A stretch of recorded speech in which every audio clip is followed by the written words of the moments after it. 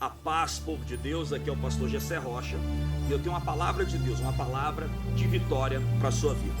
O tema dessa nossa reflexão é como você tem ajustado a sua visão.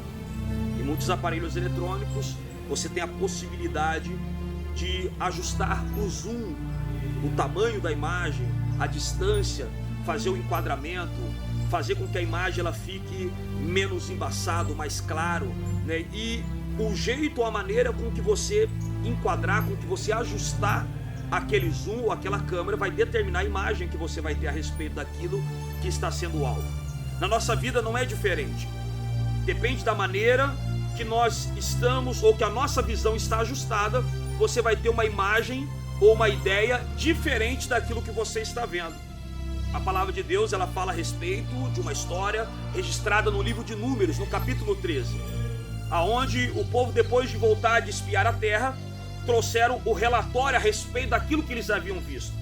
Só que nós vemos dois relatórios diferentes a respeito do mesmo problema. E um deles, Josué e Caleb disse: olha, certamente nós vamos possuir a terra e nós vamos devorar aquele povo como quem devora pão. Porque a visão deles estava ajustada, estava calibrada por meio da fé. Por outro lado, nós temos um outro relatório, o relatório dos demais espias.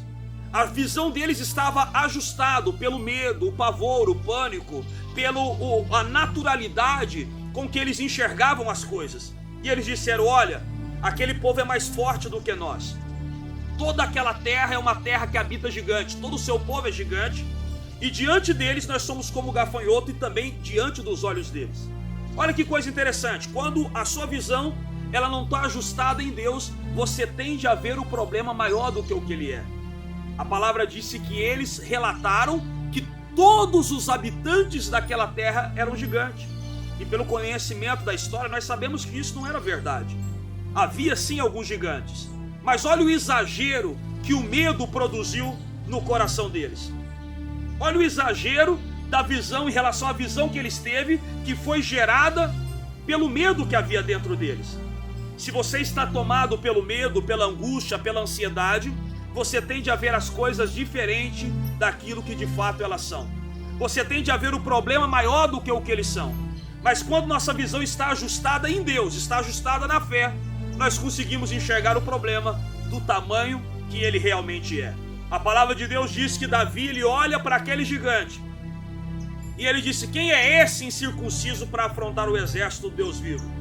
Davi, em outras palavras, estava dizendo: o gigante que está dentro de mim, ele é muito maior do que aquele gigante que está diante dos meus olhos.